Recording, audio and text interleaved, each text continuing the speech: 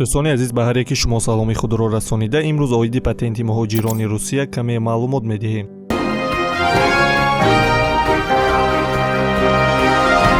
Московский дар бораи қатъи патентпулии муҳоҷирон дар Русия ин одилона аст гуфт. Юрий Московский, раиси комиссияи муҳоҷирати шӯрои миллатҳои назди ҳукумати Москав шарҳ дод, ки чаро бояд патентпулӣ барои муҳоҷирон муваққатан лағв гардад. Московский дар пайи тасмими сафорати Тоҷикистон дар Русия оид ба пешниҳоде ба ҳукумати ин кишвар ҷиҳати қатъи муваққатии патентпулӣ гуфт.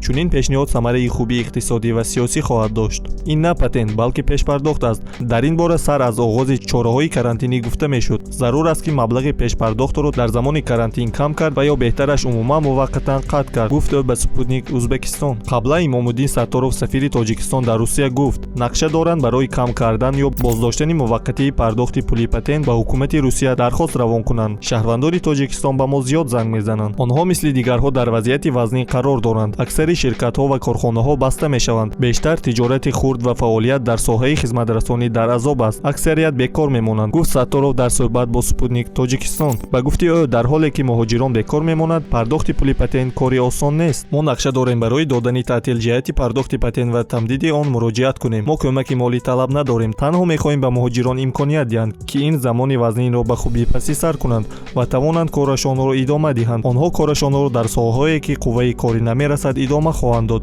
изҳор дошт сафир. Ҳамчунин дар пайи мушкилии муҳоҷирон, президенти Федератсияи муҳоҷирати Русия Вадим Кажинов низ ахиран ба Михаил Мишустин, сарвазири Федератсияи Русия муроҷиат карда дархост кардааст, ки пардохти маблағи патенти муҳоҷирон дар давраи чораҳои карантинӣ бекор кунанд. Ӯ гуфт, муҳоҷирон дар рушди иҷтимоию иқтисодии кишвари мо саҳми назаррас доранд. Пардохти ҳарсолаи буҷети давлат аз ҳисоби шаҳрвандони хориҷӣ тақрибан 60 миллиард рублро ташкил медиҳад. Ҳоло дучори вазъе шудаанд ва ба дастгирӣ ниёз доранд.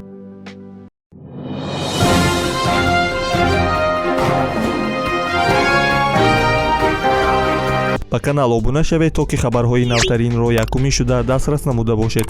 Хайр дӯстон, то барномаҳои дигар.